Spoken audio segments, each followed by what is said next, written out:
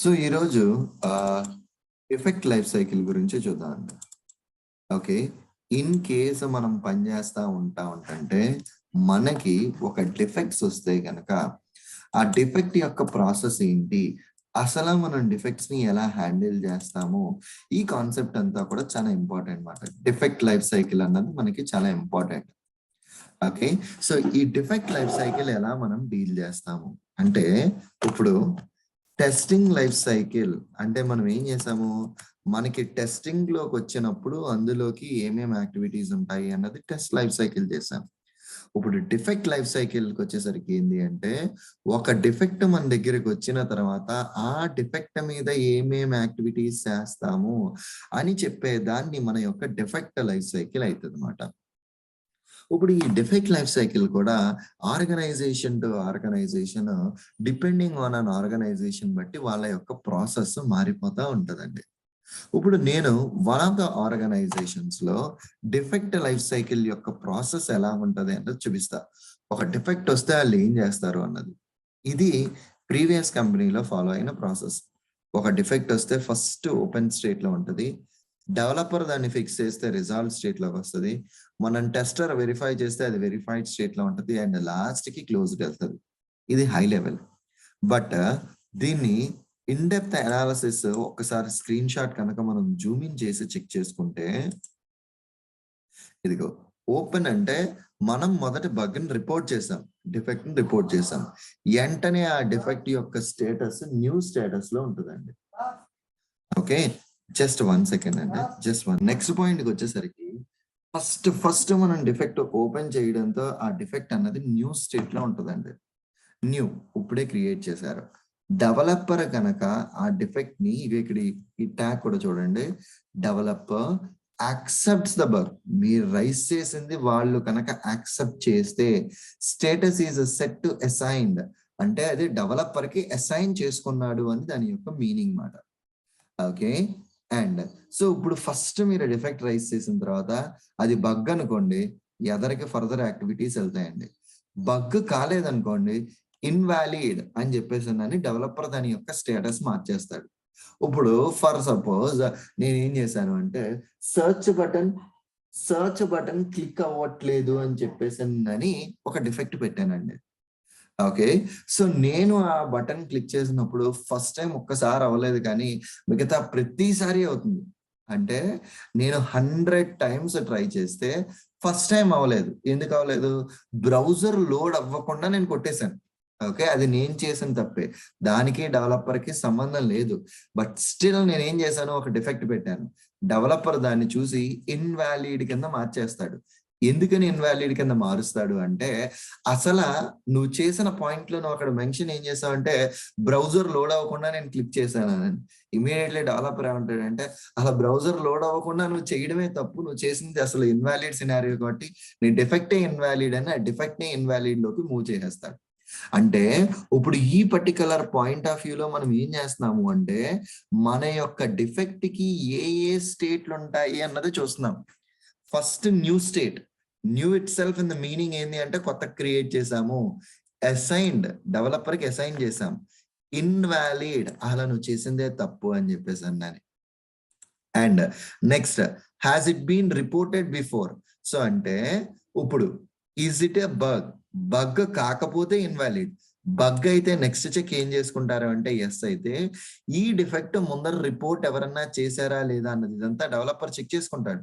ఇది ఎవరన్నా ముందర రిపోర్ట్ చేశారనుకో డూప్లికేట్ డిఫెక్ట్, ఆల్రెడీ ఒకళ్ళు చేసేసారు, నువ్వు దాన్ని మళ్ళా చేస్తున్నావు, దాన్ని డూప్లికేట్ డిఫెక్ట్ అని చెప్పేసి అంటారు అన్నమాట. ఇన్ కేస్ నువ్వు రైస్ చేసిన డిఫెక్ట్ ఎవరు చేయలేదు అంటే కనుక ఆ డిఫెక్ట్ వాళ్ళు రీప్రొడ్యూస్ చేయగలుగుతున్నారా లేదా. ఇప్పుడు డెవలపర్కి మీరు ఇచ్చిన వెంటనే తను పని చేయడు, మీరు పెట్టిన డిఫెక్ట్ అతను అది చేయగలుగుతున్నాడా లేదా.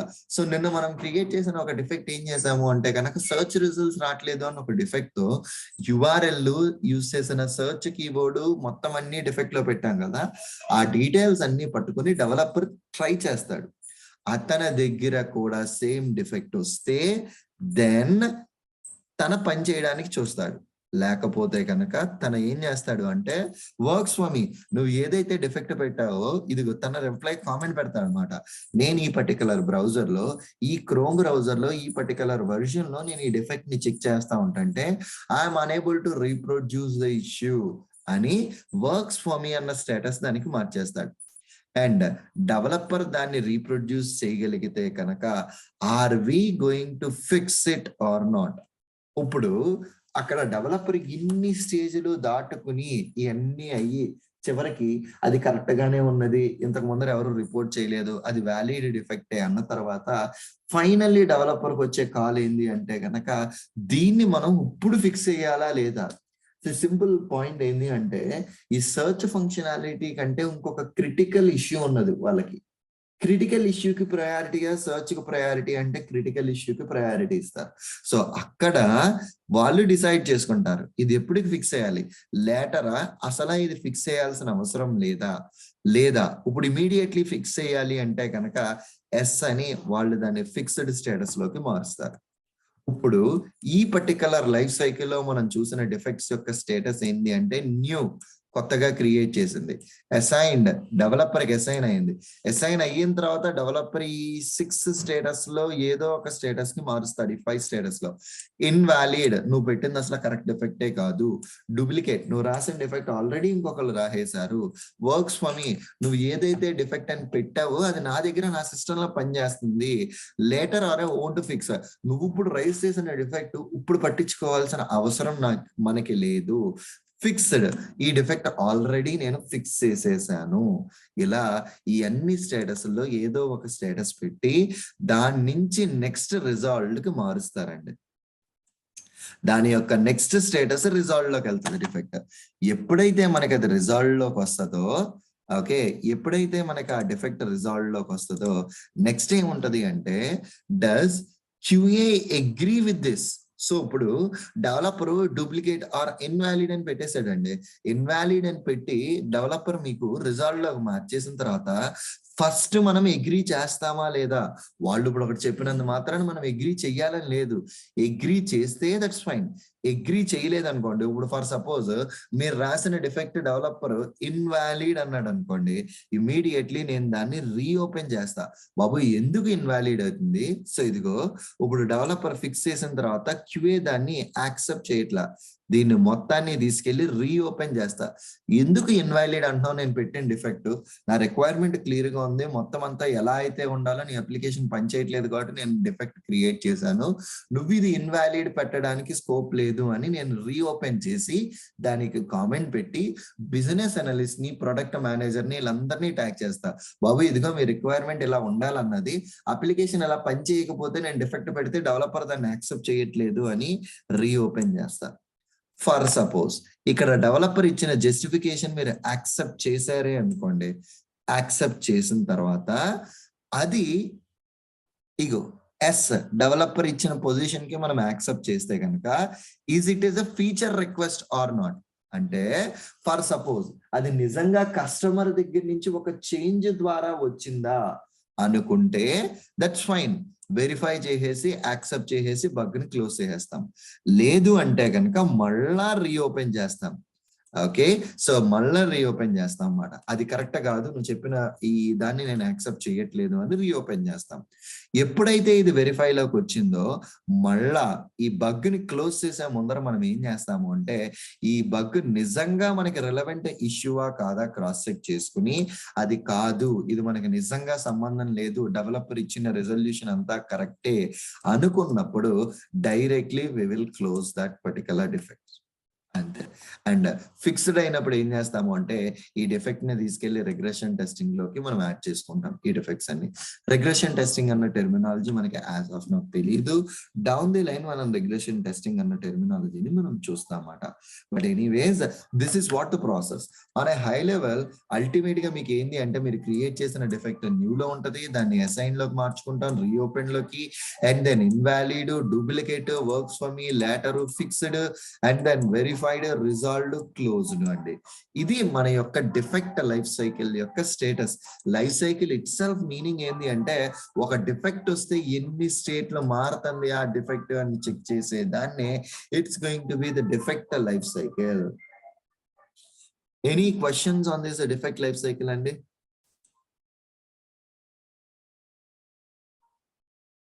Perfect, done the deal. So ఒక డిఫెక్ట్ వచ్చిన తర్వాత ఇన్ని స్టేజెస్ మారుతుంది. ఇప్పుడు ఇన్ని స్టేజెస్ మనం జీరా ట్రయల్ వెర్షన్ లో ఉన్నప్పుడు ఇన్ని ఉండవండి మనకి. సో ఇప్పుడు మనం జీరా ట్రయల్ వెర్షన్ కి వెళ్తున్నాం, దాన్ని కస్టమైజ్ చేసుకున్నానికి కొంత ఆప్షన్ ఇస్తారు, కానీ అది కొంచెం కాంప్లికేటెడ్ చంక్ అండ్ అన్నిటిని కూడా మనం కస్టమైజ్ చేసుకోలేము. సో ఇప్పుడు మనం జీరాలోకి వెళ్ళి నిన్నటి డిఫెక్ట్ ఏదైతే మనం క్రియేట్ చేసామో let us try to open that particular defect. So మనం క్రియేట్ చేసిన defect learn by yourself లో ఇందులో ఒక డిఫెక్ట్ క్రియేట్ చేసాం జీరాలో. Let me try to open that particular defect once, just one. ఇది నిన్నటి డిఫెక్ట్ నేను దివ్యకి అసైన్ చేశాను. ఇప్పుడు ఇక్కడ మనకి జీరాలో స్టేటస్ చూసుకుంటా ఉంటే to do in progress done అని ఉన్నది. వ్యూ వర్క్ ఫ్లోకి వెళ్తే కనుక యాక్చువల్ డిఫెక్ట్ యొక్క వర్క్ ఫ్లో ప్రాసెస్ ఏంటి, ఇదిగో ఒకళ్ళు క్రియేట్ చేస్తారు, క్రియేట్ చేసింది టు డూ లో ఉంటది, తర్వాత ఇన్ ప్రోగ్రెస్ లో ఉంటది, తర్వాత డన్ లో ఉంటది. ఎడిట్ వర్క్ ఫ్లోకి వెళ్తే కనుక ఆ ప్రాసెస్ ని నువ్వు చేంజ్ చేయొచ్చు. ఓకే, ఇక్కడ నువ్వు ఎడిట్ వర్క్ ఫ్లోలో ఇక్కడ నువ్వు ఆ ప్రాసెస్ ని నువ్వు చేంజ్ చేయగలవు. అండ్ ఇక్కడికి వచ్చేసరికి added to do status. Okay, ఇక్కడ నేను ఈ 2D స్టేటస్ లో ఏం చేస్తున్నాను అంటే కనుక న్యూ, ఇది డైరెక్ట్ న్యూ లో ఉంది. ఓకే, అండ్ ఫస్ట్ రావడంతో మీ డిఫెక్ట్ న్యూకి వెళ్తుంది. క్రియేట్ ఎప్పుడైతే చేశారో మీరు మీరు ఒక క్రియేట్ ఎప్పుడైతే చేశారో ఈ డిఫెక్ట్ డైరెక్ట్ క్రియేట్ నుంచి న్యూకి వెళ్తుంది. న్యూ నుంచి ఆ డిఫెక్ట్ ఇంకే స్టేటస్ కి మారుస్తాము అంటే గనక ఇది టు డూ కాదు, అసైన్డ్ లోకి వెళ్తుంది. ఇక్కడ ఇది కస్టమైజ్ చేస్తున్నానండి నేను. అసైన్ లోకి వెళ్ళిన తర్వాత అసైన్ నుంచి మన డాక్యుమెంట్ లో చూసుకుంటే ఇక్కడ అసైన్ నుంచి నెక్స్ట్ ఏం చేయొచ్చు డెవలపర్, ఇందులో ఇన్వాలిడ్ కానీ డూప్లికేట్ కానీ వర్క్స్ ఫర్ మీ కానీ ఏదైనా మార్చొచ్చు కదా.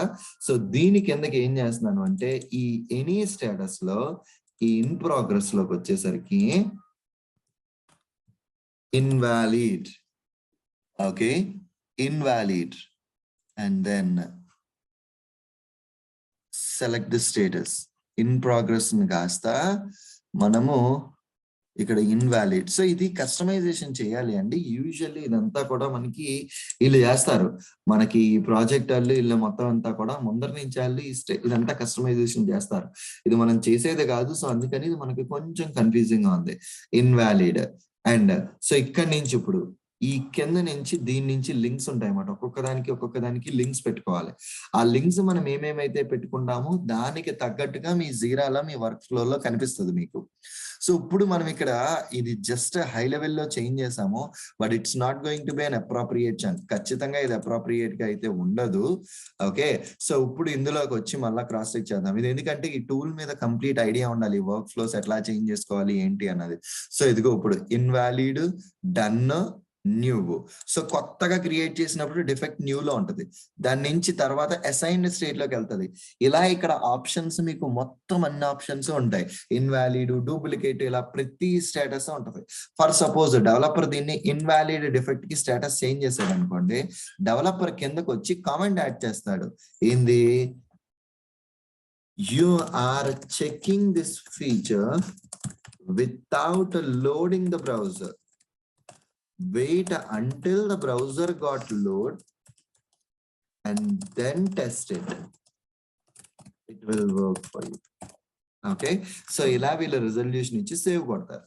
ఎప్పుడైతే సేవ్ కొడతారో అప్పుడు మనం ఈ కామెంట్ చూసి నిజంగానే ఓకే ఇది లోడ్ అవ్వాలన్నారు, లోడ్ అవ్వకుండా మనం చేసాం కాబట్టి ఇది మన ఇష్యూ అని చెప్పేసి అన్నానే మనం ఇక్కడ టెర్మినేట్ చేసుకుంటాం ఈ డిఫెక్ట్ ని. సో ఇక్కడ లాస్ట్ లోకి క్లోజ్డ్ అన్న స్టేట్ ఉంటుంది, ఇది డన్ కాదు క్లోజ్డ్ అన్న స్టేట్ ఉంటుంది. ఇట్ మీన్స్ ఇట్స్ డన్ అన్నమాట. ఇలా మీకు ఇక్కడ డిఫెక్ట్ లైఫ్ సైకిల్లో ఎన్ని స్టేట్స్ అయితే మీకు ఇక్కడ చూపించానో అన్ని స్టేట్స్ కూడా అక్కడ జీరాలో మీకు కనిపిస్తాయండి. ఒక డిఫెక్ట్ మనకు వచ్చిన తర్వాత అది పాస్ అయ్యే స్టేజెస్ అన్ని కూడా డిఫెక్ట్ లైఫ్ సైకిల్ అని మన రియల్ వరల్డ్ లో మనం దాన్ని పిలుస్తాం. ఓకే. బానే ఉన్నది. ఇప్పుడు మనకి డిఫెక్ట్ లైఫ్ సైకిల్ కంప్లీట్‌లీ అయిపోయిన తర్వాత నెక్స్ట్ పాయింట్‌కొచ్చేసరికి ఏంది అంటే, ఓకే. ఈ డిఫెక్ట్ లైఫ్ సైకిల్‌లో మనం ఈ డిఫెక్ట్స్ గురించి క్రియేట్ చేసుకుంటున్నాము and we have seen this particular process. And ఇక్కడ డిఫెక్ట్ ఏజ్ ఇందులో కొన్ని టెర్మినాలజీస్ ఉంటాయండి. డిఫెక్ట్ ఏజ్ అంటే ఒక హ్యూమన్ పర్సన్ యొక్క ఏజ్ ఎలా కాలిక్యులేట్ చేస్తాము? From his birthday till today how many days were passed, అంతే కదా. సో అంటే పుట్టినప్పటి నుంచి ఈ రోజు వరకు ఎన్ని రోజులైతే గడిచినాయో అది ఒక పర్సన్ యొక్క ఏజ్ అంటాం. అట్లానే డిఫెక్ట్ యొక్క ఏజ్ కూడా when the defect created till today, create చేసిన రోజు నుంచి ఈ రోజు వరకు ఎన్ని రోజులైతే మనకి లెఫ్ట్ టైం జరిగిందో ఆ టైం డిఫెక్ట్ యొక్క ఏజ్ అంటారన్నమాట. ఫర్ సపోజ్ మీరు డిఫెక్ట్ ని 1st జూలైని క్రియేట్ చేశారండి, ఈ రోజు 14th జూలై. సో డిఫెక్ట్ యొక్క ఏజ్ 13 డేస్ మాట. ఓకే, ఈ రోజు 14th జూలై. సో డిఫెక్ట్ యొక్క ఏజ్ 13 డేస్. ఇట్లా మన డిఫెక్ట్ కి మనం ఏజ్ ని క్రియేట్ చేసుకుంటా ఉంటాం. డిఫెక్ట్ ఏజ్ అన్నది క్యాలిక్యులేట్ చేసుకుంటాం అన్నమాట. మన రియల్ వరల్డ్ లో కొంచెం అవసరం ఉంటది. అండ్ దెన్ డిఫెక్ట్స్ కి వచ్చేసరికి టైప్స్ ఆఫ్ డిఫెక్ట్స్ ఉంటాయి. రీప్రొడ్యూసబుల్ defects and non reproducible defects. రీప్రొడ్యూసబుల్ అంటే ఏంటి, నాన్ రీప్రొడ్యూసబుల్ అంటే ఏంటి? ఇప్పుడు నేను ఒక డిఫెక్ట్ ని ఐడెంటిఫై చేశాను, నేను 10 సార్లు ట్రై చేసిన 10 సార్లు సేమ్ ఇష్యూయే వస్తుంది నాకు. ఓకే, అంటే ఇందాక మనం రేస్ చేసిన సర్చ్ ఫంక్షనాలిటీలో సర్చ్ కీవర్డ్ ఇచ్చి సర్చ్ బటన్ కొడితే 10 టైమ్స్ కొట్టినా సేమ్ అట్లానే వస్తుంది, రైట్. 10 టైమ్స్ క్లిక్ చేసినా సరే సేమ్ అట్లానే నాకు అది వస్తుంది. అట్లాంటి సిచ్యుయేషన్స్ లో మనం దాన్ని రీప్రొడ్యూసబుల్ డిఫెక్ట్స్ అని చెప్పేసి అని అంటామండి. అట్లాంటి సిచ్యువేషన్స్ లో we call it as a reproducible defects మాట. దాన్ని ఎన్నిసార్లు చేసినా డిఫెక్ట్ వస్తుంది, అదే reproducible defect. Non reproducible defects అంటే 10 టైమ్స్ నేను ట్రై చేస్తా ఉంటుంటే నాకు 1 or 2 times I'm getting that issue. మిగతా 8 సార్లు 9 సార్లు నాకు ఇష్యూ రావట్లేదండి. 10 సార్లు నేను ప్రయత్నిస్తా ఉంటుంటే 1 సారో 2 సార్లో నాకు ఆ ఇష్యూ వస్తుంది. ఆ టైప్ ఆఫ్ ఇష్యూస్ ని మనం ఏమంటాము అంటే కనుక నాన్ రీప్రొడ్యూసబుల్ ఇష్యూస్ అని చెప్పేసి అని అంటాం. Okay, non reproducible issues basically. Okay,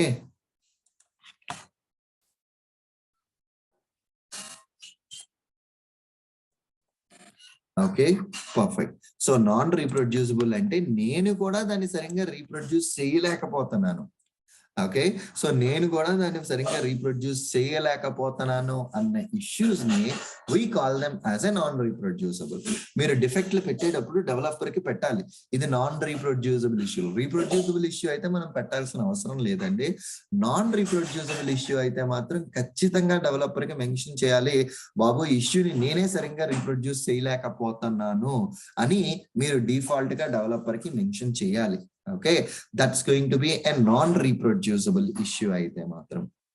okay, and then defects లో ఈ రీప్రొడ్యూసబుల్ నాన్ రీప్రొడ్యూసబుల్ తర్వాత నెక్స్ట్ పాయింట్ ఏంది అంటే కనుక సివియారిటీ అండ్ నెక్స్ట్ ఇంకొకటి ప్రయారిటీ. ఈ రెండు చాలా ఇంపార్టెంట్ అండి. మనల్ని ఇంటర్వ్యూలో కూడా అలా సివియారిటీ అంటే ఏంటి, డిఫెక్ట్ సివియారిటీ అంటే ఏంటి, బగ్ ప్రయారిటీ ఏంటి, సివియారిటీ ఏంటి, ఎవరు సెట్ చేస్తారు, ఇవన్నీ అడుగుతారండి. ఇప్పుడు సింపుల్ లాజిక్ అండి. సో మీ దగ్గర ఒక ఫోన్ ఉన్నది, మీ మొబైల్. ఆల్మోస్ట్ మీ మొబైల్ మీరు ఒక మీటింగ్ లో ఉండడం వల్ల 2 hours సైలెంట్ మోడ్ లో పెట్టేశారు మీ మొబైల్. సైలెంట్ మోడ్ లో పెట్టినప్పుడు మీకు 10 మిస్డ్ కాల్స్ ఉన్నాయి.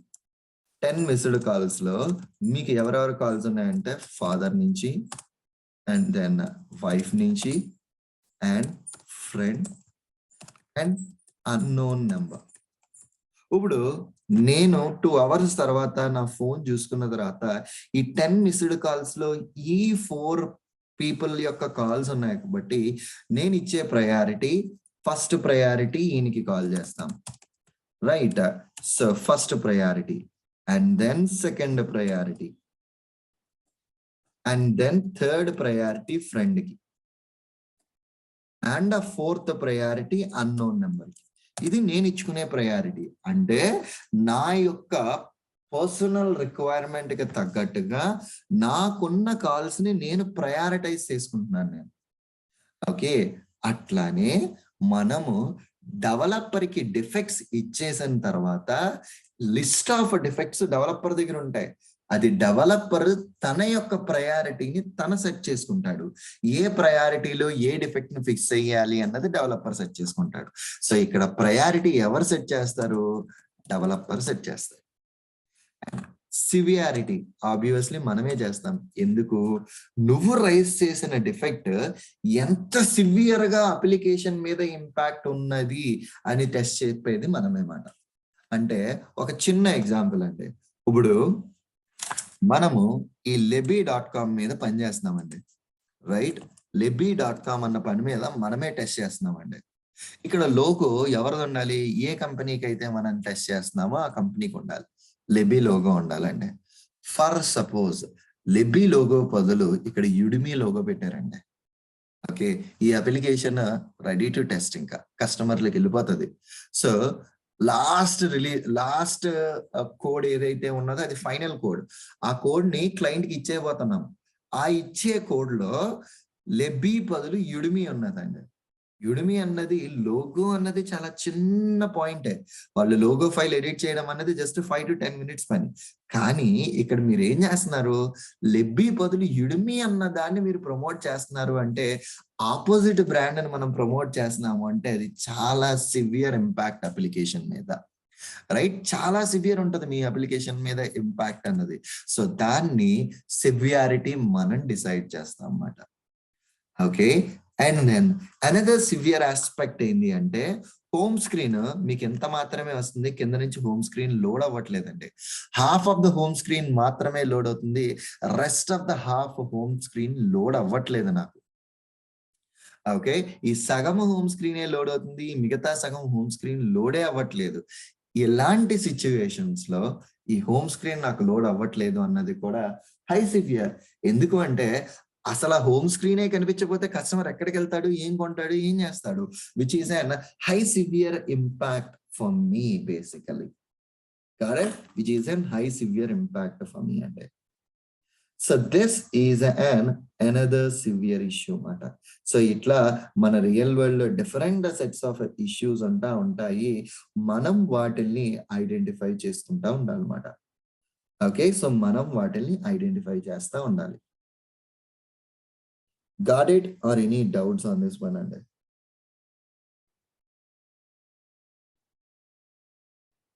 perfect. Good. అండ్ దెన్ మన యొక్క నెక్స్ట్ పాయింట్కి వచ్చేసరికి ఏంటి అంటే ఈ డెఫెక్ట్లకి సివియారిటీలు, ఈ ప్రయారిటీలు ఇవన్నీ సెట్ చేసేసుకున్న తర్వాత మీ రియల్ వరల్డ్ లో మన ఇంటర్వ్యూకి వెళ్ళినప్పుడు మనం ఇది అడుగుతారు, బాబు సివియారిటీ ఎట్లా సెట్ చేస్తావు, ప్రయారిటీ ఎట్లా సెట్ చేస్తావు, అలా సివియారిటీ ఎవరు సెట్ చేస్తారు, ప్రయారిటీ ఎవరు సెట్ చేస్తారు అని చెప్పేసి నన్ను మన ఇంటర్వ్యూలో అడుగుతారు. So we have to address all these points మాట. ఓకే, అండ్ జీరాలో డిఫెక్ట్ అది, అండ్ డిఫెక్ట్స్ క్రియేట్ చేసిన తర్వాత మన జీరాలోకి వచ్చేసరికి మన డాష్ బోర్డ్స్ లోకి మనకి ఏ బోర్డు కావాలంటే ఆ బోర్డ్ ని మనం పిక్ చేసుకుని మన యొక్క డిఫెక్ట్స్ స్టేటస్ కానీ ప్రతి దాన్ని మనం ఇక్కడ కంపేర్ చేసుకోవచ్చు అండి. ఓకే, ఎవ్రీ డే మన యొక్క ఎగ్జిక్యూషన్ స్టేటస్ కానీ మొత్తం అంతా ఇక్కడికి వస్తుంది. ఇది హై లెవెల్ ప్రాసెస్. సో ఇప్పుడు మనకి అజైల్ ప్రాసెస్ తెలుసు, అజైల్ లో టెస్టింగ్ ప్రాసెస్ తెలుసు, టెస్టింగ్ లో స్ప్రింట్ లెవెల్లో మనం చూసే యాక్టివిటీస్ తెలుసు. ఇక్కడ వరకు మనకి ఐడియా ఉన్నది. దీని యొక్క నెక్స్ట్ పాయింట్ ఏంటి అంటే ఇప్పుడు మనం చెప్పుకున్నది అజైల్ లో రిలీజెస్ ఉంటాయి అనుకున్నాం, రిలీజెస్ ని స్ప్రింట్ కింద చేస్తాం అనుకున్నాం. ఈ స్ప్రింట్ లో డెవలపర్లు డెవలప్ చేస్తారు, మనం వాటిని ప్యారలల్లీ టెస్ట్ చేస్తాం అనుకున్నాం. అండ్ ఇంకా మనం అక్కడ చూసింది ఏంటి అంటే డిఫరెంట్ కేసెస్ కూడా వాళ్ళు డెవలప్ చేసింది ఆ స్ప్రింట్ లో ఇస్తే ఎలాగా, ఇవ్వకపోతే ఎలాగా అన్నది చేసుకుంటా వెళ్ళిపోయాం. ఇప్పుడు ఇక్కడ ఒక క్వశ్చన్ అడుగుతాను నేను, ఏంటి అంటే ఫర్ సపోజ్ ఇప్పుడు మనం స్ప్రింట్ 1 లో ఉన్నామండి. స్ప్రింట్ 1 లో మనకి సర్చ్ ఫంక్షనాలిటీ ఉన్నది, మనం టెస్ట్ చేసాము, మనం డిఫెక్ట్ రైస్ చేసాము, డెవలపర్ దాన్ని ఫిక్స్ చేశారు, మనం ఆ డిఫెక్ట్ ని క్లోజ్ చేసేసాము. స్ప్రింట్ 1 లో సర్చ్ పని చేయట్లేదు అని నేను ఒక డిఫెక్ట్ పెట్టాను, దాన్ని నేను క్లోజ్ చేసేసానండి. రిలీజ్ ఎండింగ్ కి మీకు ఆల్మోస్ట్ 10 స్ప్రింట్స్ ఉన్నాయండి, 10 స్ప్రింట్లు ఉన్నాయి మీ రిలీజ్ కి. ఈ మధ్యలో 5వ స్ప్రింట్ లో ఏదో మోడిఫికేషన్స్ చేశారు డెవలపర్లు. ఆ మోడిఫికేషన్స్ చేయడం వల్ల సెర్చ్ పోయిందండి, సెర్చ్ నాట్ వర్కింగ్. ఇక్కడ సెర్చ్ పోయిందండి. సెర్చ్ పోయింది అన్నది మనం ఏం చేస్తాము, ఏ స్ప్రింట్ లో వాళ్ళు ఏ ఫంక్షనాలిటీస్ అయితే డెవలప్ చేశారో వాటిని మాత్రమే చెక్ చేస్తాం. ఇప్పుడు 5వ స్ప్రింట్ లో ఉన్నప్పుడు ఫస్ట్ స్ప్రింట్ సెర్చ్కి వెళ్ళి చెక్ చేయం. 5వ స్ప్రింట్ లో ఏ స్టోరీస్ అయితే ఉన్నాయో వాటిని మాత్రమే మనం చెక్ చేస్తాం, ముందర దానికి వెళ్ళి చెక్ చేయం. ఇంకా అలాంటప్పుడు లాస్ట్ స్ప్రింట్ నువ్వు డెవలప్ చేసి కస్టమర్కి ఇచ్చేసేటప్పుడు మనం ఎట్లా గ్యారంటీగా చెప్పగలము దట్ మనం ముందర రైస్ చేసిన డిఫెక్ట్స్ అన్ని ఆర్ స్టిల్ వర్కింగ్ అని ఎలా చెప్పగలం, రైట్? సో ఇప్పుడు నువ్వు ఫస్ట్ స్ప్రింట్ లో చేసింది 10వ స్ప్రింట్ లో పనిచేస్తుంది అన్నది ఎలా చెప్పగలవు? నువ్వు చెక్ చేయకుండా ఎట్లా చెప్పగలవు? అందుకని మనం రియల్ వరల్డ్ లో ఏం చేస్తాము అంటే, యాక్చువల్ గా 10 స్ప్రింట్లు ఉంటే కనుక 8 స్ప్రింట్లు మటుకు మాత్రమే డెవలప్మెంట్ పెట్టుకుంటాం, డిపెండింగ్ ఆన్ మీ ఆర్గనైజేషన్ ఉంటుంది. మళ్ళీ ఇది 8 స్ప్రింట్లు డెవలప్మెంట్ పెట్టుకుంటాం. 9th స్ప్రింట్ ఫుల్లీ టెస్టింగ్ కి వాడతాం. టెస్టింగ్ కి వాడి ఫస్ట్ నుంచి లాస్ట్ వరకు ఆ రిలీజ్ లో స్ప్రింట్ 1 నుంచి స్ప్రింట్ 10 వరకు ఎన్ని ఫీచర్స్ అయితే డెవలప్ చేశారో right from the starting till the end ప్రతి ఫీచర్ ని వదలకుండా చెక్ చేసుకుంటా రావడము, అంటే మనం రాసిన అన్ని టెస్ట్ కేసులు ఎగ్జిక్యూట్ చేయడము, ప్లస్ అప్పటిదాకా మనం రైస్ చేసిన డిఫెక్ట్స్ అన్ని ఇంకొకసారి క్రాస్ చెక్ చేయడము, ఈ యాక్టివిటీని పెట్టుకుంటాం. అది 9th స్ప్రింట్ 10th స్ప్రింట్ అవ్వచ్చు ఆర్ ఓన్లీ 10th స్ప్రింట్ అవ్వచ్చు, depending on number of test cases ని బట్టి ఇది మారుతా ఉంటదండి అల్టిమేట్ గా. Okay, depending on test cases ని బట్టి ఈ ప్రాసెస్ చేంజ్ అవుతా ఉంటది. బట్ అల్టిమేట్లీ ఇది యాక్టివిటీ మనం చేసేది. రిలీజ్ కంటే ముంగట అప్పటిదాకా మనం చేసినవన్నీ క్రాస్ చెక్ చేసి పాస్ అయితే కూడాను, ఫెయిల్ అయితే మళ్ళీ డెవలపర్ చెప్తాం, బాబు ఈ పర్టికులర్ ఫంక్షనాలిటీ ఫెయిల్ అవుతుంది అని మళ్ళా డిఫెక్ట్ రైస్ చేసి వాళ్ళు నా డిఫెక్ట్ ని ఫిక్స్ చేయమంటాం.